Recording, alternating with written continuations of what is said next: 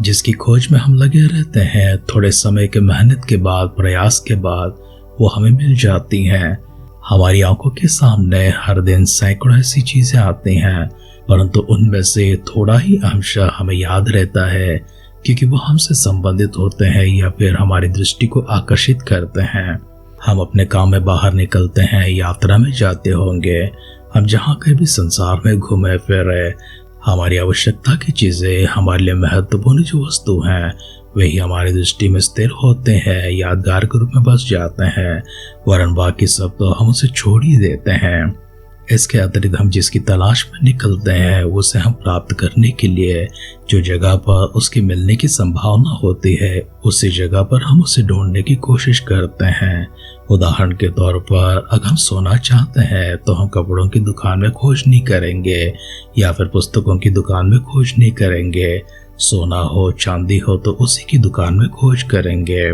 पुस्तक की आवश्यकता तो पुस्तक की दुकान में जाएंगे, वस्त्रों की आवश्यकता है तो वस्त्रों की दुकान में जाएंगे। अर्थात हम जिस किसी की भी खोज में जाते हैं, जिसकी तलाश में जाते हैं, जिसे पाने के लिए हम प्रयास करते हैं, वो हमें मिल जाती है। विद्या को पाने की आप कोशिश करते हैं, विद्या को प्राप्त कर पाएंगे। ज्ञान को, समझ को पाने की कोशिश आप करते हैं, उसे भी प्राप्त आप कर पाएंगे। विवेक और बुद्धि को पाने के लिए अगर आप कोशिश करते हैं तो वो भी आपको मिल जाती है। ऐसी कोई चीज नहीं है जिसके लिए आप कोशिश करते हो, ढूंढते हो, तलाशते हो और वो आपको मिलती नहीं है। हाँ, ये कभी हो सकता है जो अस्तित्व में नहीं है उसका मिलना आपके लिए असंभव है, या फिर गलत जगहों पर ढूंढने से, बहुत बड़ी भीड़ में ढूंढने से हो सकता है उसका मिलना, उसका प्राप्त होना आपके लिए असंभव हो जाए। हमारे अध्ययन में हम जिस प्रकार से आगे बढ़ते हैं, परमेश्वर को भी जब तलाशते हैं, परमेश्वर भी हमें मिलते हैं। उनके वचन बिल्कुल साफ कहते हैं, यदि तुम मुझे पाने की कोशिश करते हुए अपनी प्रयास को आगे बढ़ाते हो तो निश्चय मैं तुम्हें मिलूंगा। परमेश्वर की खोज करता हुआ परमेश्वर के भक्तों के पास हमारे ज्ञान को लेकर जाने से पहले इतिहास के दूसरे ग्रंथ में जिस तरह से आसा के वृत्तांतों को हम ध्यान कर रहे हैं, इसी प्रकार का एक भक्त होकर परमेश्वर की जिस तरह का खोज करता है और परमेश्वर ने एक संदेश भी उन तक पहुंचाया है कि जब तक तुम खोज करते रहोगे तब तक तुम्हें मिलता रहेगा। और चेतावनी के रूप में ये भी कहा है, जिस दिन तुम परमेश्वर की खोज करना बंद करोगे, उससे मुलाकात करने की प्रयास करना बंद कर दोगे, उस दिन परमेश्वर तुमसे दूर हो जाएगा। हमारे अध्ययन में हम लोग वहां पर जाकर इस बात को गौर करने से पहले अपने आप को परमेश्वर के हाथों में समर्पण करेंगे, मिलकर परमेश्वर से उन्हें प्राप्त करने के लिए, उनको पाने के लिए, निरंतर उनकी खुशी होते हुए उनके दर्शन को प्राप्त करने के लिए सिरों को झुकाएंगे, आंखों को बंद करेंगे, छोटी सी प्रार्थना करेंगे। मांगने पर देने का प्रतिज्ञा किया है, खटखटाने पर खोलने का भी प्रतिज्ञा किया है, ढूंढने पर मिलने का भी वादा परमेश्वर आपने अपने वचनों में हमसे किया है। पिता इन सारे बातों का स्मरण करते हैं और विश्वास भी करते हैं। हमारे जहन में परमेश्वर इन सारी बातों को फिर से एक बार यादगार के रूप में लाते हुए हमें जागरूक करने के लिए हमसे बातें करने वाले हमारे दयालु, अनुग्रहकारी, प्रेमी, करुणामय पिता परमेश्वर, हम आपकी दुहाई देते हैं, हम आपकी शुक्र अदा करते हैं।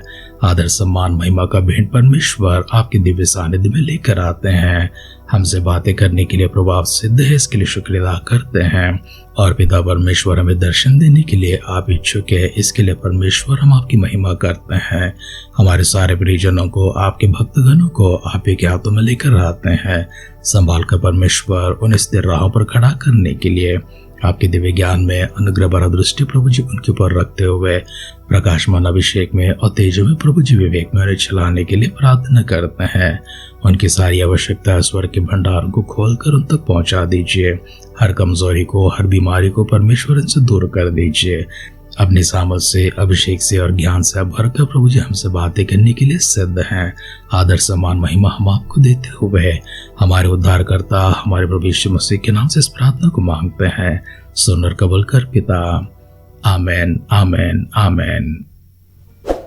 आध्यात्मिक जीवन की दैनिक खुराक सुन रहे हमारे सारे प्रिय श्रोताओं को, परमेश्वर के प्रिय भक्तगणों को प्रभु यीशु मसीह के नाम में प्यार भरा जय मसीह की सुप्रभातम और शुभोदय कहते हुए हम सबका मनपसंद ध्यान केंद्र आध्यात्मिक जीवन की दैनिक खुराक में और इस नए दिन में आप सबका स्वागत करते हैं। हमारी अध्ययन इतिहास की दूसरी ग्रंथ 15 अध्याय में चल रही है। आइए उसका पहला वचन से पढ़ते हुए हमारे ध्यान को आगे बढ़ाएंगे। तब परमेश्वर का आत्मा ओदेद के पुत्र अजरिया में समा गया और वह आसा से भेंट करने निकला और उससे कहा, हे आसा और हे सारे यहूदा और बेन्यामीन, मेरी सुनो। जब तक तुम यहोवा के संग रहोगे तब तक वह तुम्हारे संग रहेगा, और यदि तुम उसकी खोज में लगे रहो तब तो वह तुमसे मिला करेगा। परंतु यदि तुम उसको त्याग दोगे वह भी तुमको त्याग देगा। बहुत दिन इस्राएल बिना सत्य परमेश्वर के और बिना सिखाने वाले याजक के और बिना व्यवस्था के रहा। परंतु जब वे संकट में पड़कर इस्राएल के परमेश्वर यहोवा की ओर फिरे और उसको ढूंढा, तब तो वह उनको मिला। उस समय ना तो जाने वाले को कुछ शांति होती थी और न आने वाले को, वरन सारे देश के सब निवासियों में बड़ा ही कोलाहल होता था, और जाति से जाति और नगर से नगर चोर किए जाते थे, क्योंकि यहोवा परमेश्वर नाना प्रकार का कष्ट देखकर उन्हें घबरा देता था। परंतु तुम लोग हियाव बांधो और तुम्हारे हाथ ढीले ना पड़े, क्योंकि तुम्हारे काम का बदला मिलेगा। जब आसा ने यह वचन और ओदेद नबी की नबूवत सुनी, तब उसने हियाव बांधकर यहूदा और बिन्यामीन के सारे देश में से और नगरों में से भी जो उसने इब्राहिम के पहाड़ी देश में ले लिए थे, सब गिनौनी वस्तुएं दूर की, और यहोवा की जो वेदी यहोवा के ओसारे के सामने थी उसको नए सिरे से बनाया। और उसने सारे यहूदा और बिन्यामीन को और इब्राहिम, मनश्शे और शिमोन से जो लोग उसके संग रहते थे उनको इकट्ठा किया, क्योंकि वे वह देख कर कि उसका परमेश्वर यहोवा उसके संग रहता है। इस्राएल में से उसके पास बहुत से चले आए थे।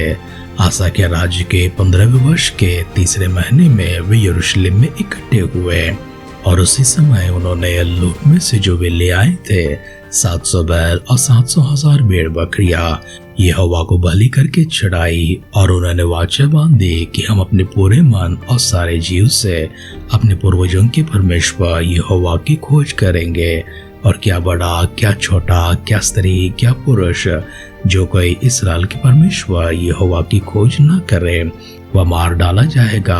और उन्होंने जय जयकार के साथ तुरहिया और नरसिंगे बजाते हुए ऊंचे शब्द से यहोवा की शपथ खाई। और यह शपथ खाकर सब यहूदी आनंदित हुए, क्योंकि उन्होंने अपने सारे मन से शपथ खाई और बड़ी अभिलाषा से उसको ढूंढा, और वो उनको मिला। और यहोवा ने चारों ओर से उन्हें विश्राम दिया। वरन राजा आसा की माता माका, जिसने आशेरे के पास रखने के लिए एक घिनौनी मूरत बनाई, उसको उसने राजमाता के पद से उतार दिया। और आसा ने उसकी मूरत काटकर पीस डाली और किद्रोन नाले में फेंक दी। ऊंचे स्थान तो इस्राएलियों में से न ढाए गए, तो भी उसका मन जीवन भर निष्कपट रहा। और उसने जो सोना, चांदी और पात्र उसके पिता ने अर्पण किए थे और जो उसने आप अर्पण किए थे, उनको परमेश्वर के भवन में पहुंचा दिया। और राजा आसा के राज्य के 35 वर्ष तक फिर लड़ाई ना हुई। इतिहास का दूसरा ग्रंथ 15वां अध्याय का पहला वचन से लेकर अंतिम वचन तक हमने पढ़कर सुना है। हमारे इस पठन में हम दो लोगों को देखते हैं। एक है आसा जो यहूदा के ऊपर राजा है, और दूसरा है ओदेद जो परमेश्वर का भक्त और परमेश्वर का नबी था। जब परमेश्वर की आत्मा नबी ओदेद में प्रवेश कर गई, तब परमेश्वर की ओर से भविष्यवाणी को प्राप्त करते हुए एक चेतावनी के रूप में उन्हें जागरूक करने के लिए राजा आसा के पास जाकर उसे भेंट करते हुए और सारे यहूदा और बिन्यामीन से यह कहते हैं, हे यहूदा, हे राजा आसा, हे बिन्यामीन, सभी लोग मेरी बातें सुनो। जब तक तुम यहोवा के संग रहोगे तब तक वो तुम्हारे संग रहेगा, और यदि तुम उसकी खोज में लगे रहो तो वह तुमसे मिलेगा। परंतु यदि तुम उसको त्याग दोगे तो वह भी तुमको त्याग देगा। कितने ही ऐसे वर्ष बीत चुके हैं जब सारा इस्राएल बिना सत्य परमेश्वर के और बिना उसके सिखाने वाले याजकों के और बिना व्यवस्था के रहे थे। परंतु जब जब वे संकट में पड़कर इस्राएल के परमेश्वर यहोवा की ओर फिरे और उसको ढूंढे, तब परमेश्वर उन्हें मिला और उनकी सहायता करता गया है। लेकिन इन बातों को याद रखना, उस समय ना तो जाने वाले को शांति होती थी और ना ही आने वाले को, वरन देश में सब निवासियों में बड़ा कोलाहल मचा हुआ था और जाति से जाति और नगर से नगर चोर किए जाते थे, क्योंकि परमेश्वर नाना प्रकार के कष्ट देकर उन्हें घबरा देता था। इन सब का कारण क्या है? कारण यह है कि सारा इस्राएल परमेश्वर को छोड़कर मूर्तों के पीछे, अन्य देवताओं के पीछे चलने लगी हैं। इसी कारण से परमेश्वर ने उन्हें कष्ट दिया है, दंड दिया है और उन्हें दासत्व में भी भेजा है। इसलिए उनसे ओदेद नबी कहते हैं, परंतु तुम लोग हियाव बांधो और तुम्हारे हाथ ढीले ना पड़े, क्योंकि तुम्हारे काम का बदला मिलेगा। जब आसा ने यह वचन और ओदेद नबी की नबूवत सुनी, तब उसने हियाव बांध का सारा यहूदा और बिन्यामीन, इतने ही नहीं सारे देश के लोगों को, नगरों में से जितने भी लोग हैं उन सबों को, और जो प्राम की पहाड़ी देशों में है उन सब की घिनौनी वस्तुओं को दूर कर दिया। और यहोवा की जो वेदी यहोवा के ओसारे के सामने थी, उसको उसने नए सिरे से बना दिया। और उसने सारा यहूदा और बिन्यामीन को और इब्राहिम को, मनश्शे को और शमन में से जितने लोग उसके संग रहते थे उन सबों को इकट्ठा किया, क्योंकि वे सब लोग ये देखकर कि उसका परमेश्वर यहोवा उसके संग रहता है, इस्राएल में से उसके पास बहुत से चले आते थे। आसा ने जब इस प्रकार से सभी को बुलाकर परमेश्वर के संग चलने का, उनके पूर्वजों की परमेश्वर की उपासना करने, आराधना करने और अपने सच्चे मन से उनका अनुसरण करने का वाचा जब बांधे थे, शब्द गाकर उन्होंने ऊंचे शब्दों में चिल्लाकर जब कहा था, क्योंकि वे अपने ही मन से काम किया करते थे। इससे सभी लोग वहां पर प्रसन्न हो गए, क्योंकि परमेश्वर उनको मिलने की प्रतिज्ञा किए हैं। आसा ने जब इस प्रकार से किया है, परमेश्वर की शांति उसके साथ में थी। और जितने वर्ष आसा ने अर्थात 35 वर्ष तक जो राज करता रहा, उसके राज्य में कभी लड़ाई ना हुई थी। आसा के शेष कामों को हम कल के ध्यान में देखेंगे, लेकिन आज आइए अपने आप को परमेश्वर के हाथों में समर्पण करते हुए आसा के जैसे ही परमेश्वर के वचनों का पालन करने का, उनका अनुसरण करने का और उनकी विधियों को मानते हुए उन्हें खोजने का मन हम सभी प्राप्त करने के लिए अपने सिरों को झुकाएंगे, आंखों को बंद करेंगे, परमेश्वर के दिव्य सानिध्य में जाकर छोटी सी प्रार्थना करेंगे। अनुग्रह हम पर उंडेलता हुआ, हम सबों को अपनी दया में चलाता हुआ, हमारे दयालु, करुणामय और प्रेमी पिता परमेश्वर, हम आपकी स्तुति गान करते हैं, प्रशंसा करते हैं, महिमा करते हैं, गौरव सम्मान के साथ में प्रभु जी आपके दिव्य सानिध्य में अपने आप को समर्पण करते हैं। दिया हुआ सुंदर समय प्रभु, एक सौभाग्य जो हमारे लिए प्रभु आपने हमें प्रेम करते हुए प्रदान की है, उसके लिए एक और बार हम अपने आप को दीन और नम्र करते हैं, आपकी दुहाई देते हैं। वचनों के आधार पर प्रभु जी हमारे जीवन हो सके, इसलिए प्रभु जी हम सबों को पवित्र आत्मा का अभिषेक में अगुवाई में चलाने के लिए प्रार्थना करते हैं। प्रभु यीशु मसीह के बादलों की आगमन अगर विलंब होगी, कल सुबह हम फिर से एक बार आपकी स्तुति करने, आपकी आराधना करने, हम सबों को सजीवों की संख्या में, भाग्यवानों की संख्या में संभाले रखिए। अगर ऐसा ना हो तो प्रभु के राज्य में हम सबको शामिल करने के लिए दुआ करते हैं। प्रार्थना पिता परमेश्वर, आपने सुनकर दिए उत्तरों के लिए फिर से एक बार धन्यवाद करते हुए हमारे उद्धारकर्ता हमारे प्रभु यीशु मसीह के नाम से इस प्रार्थना को मांगते हैं। सुन और कबूल कर पिता। आमेन, आमेन, आमेन। भले काम करने के लिए, अच्छे काम करने के लिए, सच्चे काम करने के लिए परमेश्वर अपनी साहस, अपनी धैर्य और अपनी हिम्मत आपको प्रदान करे। इसके साथ में पवित्र आत्मा का अगुवाई और अभिषेक निरंतर परमेश्वर आपकी पर उंडेलते रहे। हमारी सी दुआ और कामना के साथ आज के ध्यान को पर समाप्त करते हैं। आप सुनते रहिए, सुनाते रहिए आध्यात्मिक जीवन की दैनिक खुराक।